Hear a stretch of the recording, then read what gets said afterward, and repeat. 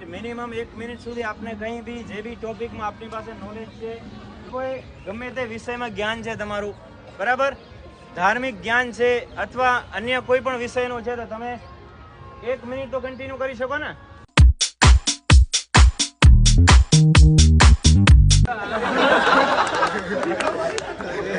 Aeronautical engineering કર્યું મેં. તો એ કહી દો એમાં બી.